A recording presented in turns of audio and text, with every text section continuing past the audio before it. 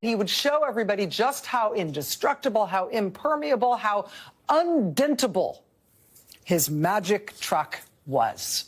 How everything would just bounce off it, no matter what you threw at it. That was the big unveiling of the Tesla Cybertruck, and here's how that went. Franz, could you try to break this glass, please?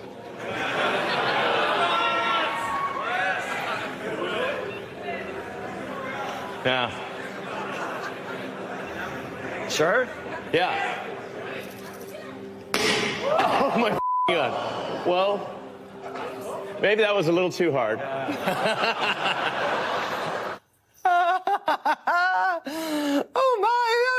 Oh my effing God is what he says. Maybe that was a little too hard. The guy who threw the thing at the window, that's the chief designer at Tesla.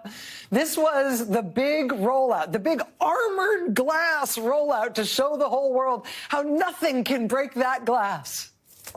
He throws the thing and the glass just breaks. And then the designer guy, Franz, he says, let me try again. He clearly has a lot of confidence in this vehicle, right? So he basically says to Elon Musk, let me try the other window. Let's try that, right? Try that on, really? Okay. Yeah. Sure. Oh, man. It didn't go through. All right. Not bad. Room for improvement. That was Elon Musk's big rollout of the unbreakable armored glass of his electric truck. And, you know, the truck has its fans, just like everything Mr. Musk does has its fans. But it has definitely had its share of problems and embarrassments. And, you know, frankly, from the very first seconds that it was introduced to the world, it has had a large share of not living up to the hype, especially the part about these trucks being unbreakable and indestructible and having this impermeable armored glass, demo Tesla armor glass. Oops.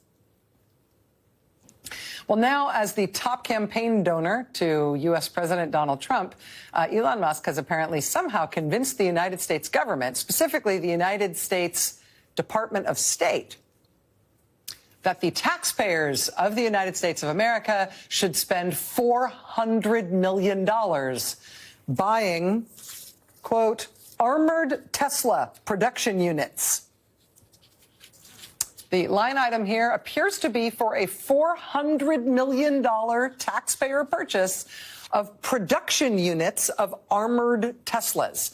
So since I think the only supposedly armored production vehicles Tesla makes are these hilarious trucks, this really appears to be the State Department announcing, putting in writing that it's going to spend $400 million buying these paperweights from Elon Musk. This is a line item in the latest procurement forecast for the U.S. Department of State. It started circulating online today as the rest of the government and the rest of the country continued to contend with Elon Musk and Donald Trump's claims that, boy, they've sure found a lot of waste in the government. And isn't it great what they're doing? Isn't it great and definitely not at all illegal or profoundly corrupt for the president to put someone with billions of dollars in government contracts personally in charge of deciding what happens to government contracts? I mean, hopefully the State Department isn't planning on parking its $400 million worth of armored Tesla production units like under a walnut tree or like out in the rain. But otherwise, that's obviously a super kosher use of taxpayer funds and not at all $400 million worth of self-dealing by the president's top campaign donor to whom he has handed the keys to the kingdom. Definitely not ripping us all off to pay themselves, right? This was the protest today outside the headquarters of the consumer. What did you think of that press conference, Scott?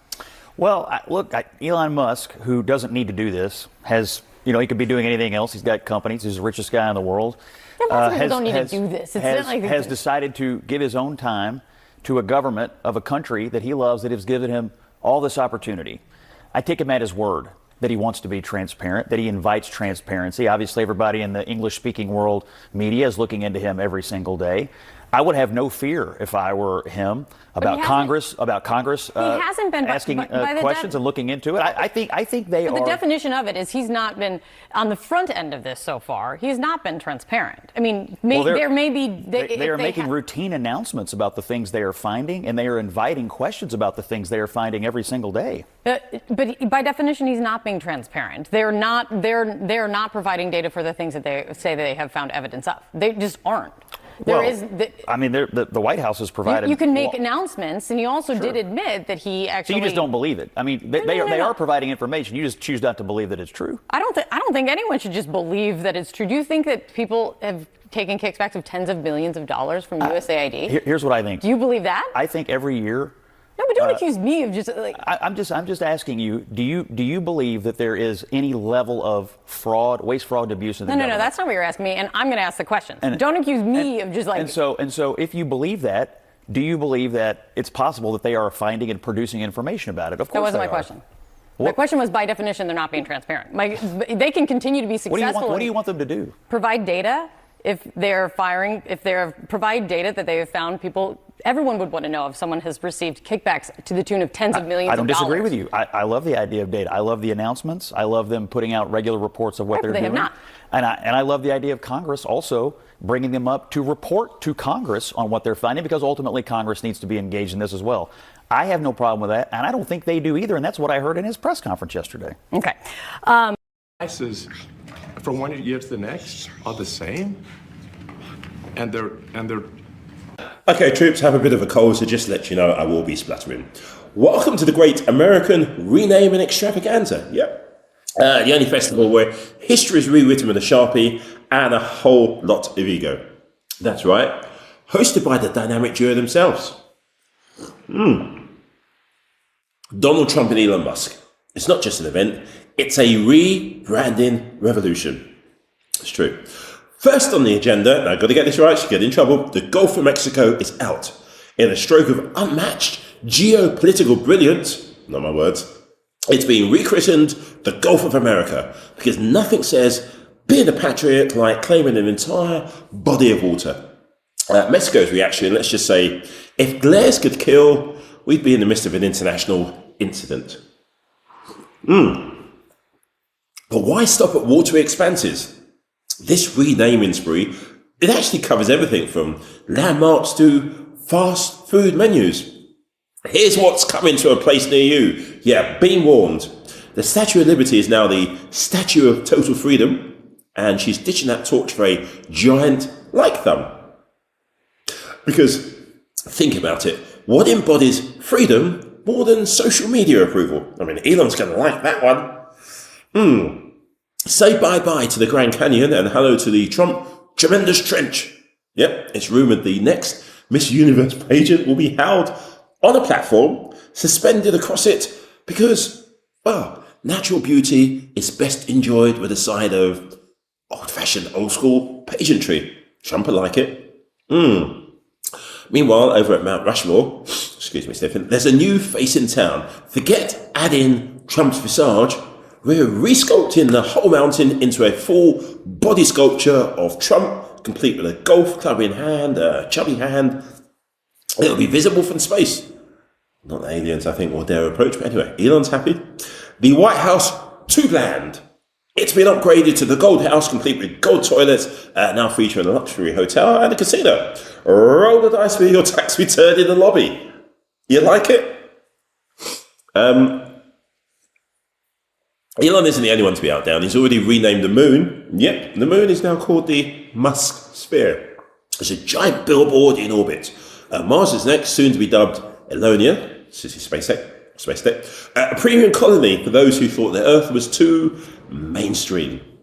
Poor legacy media. Back on Earth, the Mississippi River is now the Mississippi Turbo Flow, featuring hydro-powered Tesla turbines every mile. Why not? Because clean energy can be monetized too. In this world, if you can see it, they can rename it. Nothing is too sacred, and yes, that includes renaming Thanksgiving to Thanksgrabbing, Fox News to Fox Lies, that's a joke, celebrating the art of the deal rather than the pesky historical accuracy. Yeah.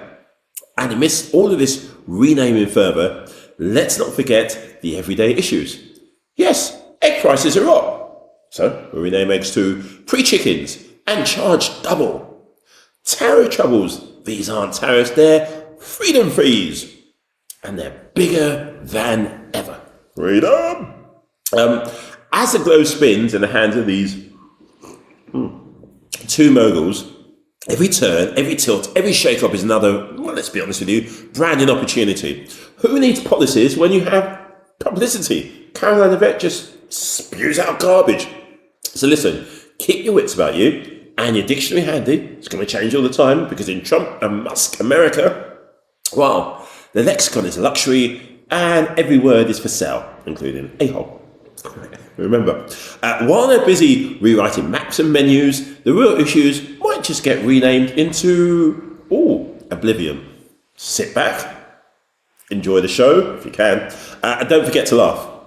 Because in the end, that might be the only free expression left untouched. I managed not to sneeze.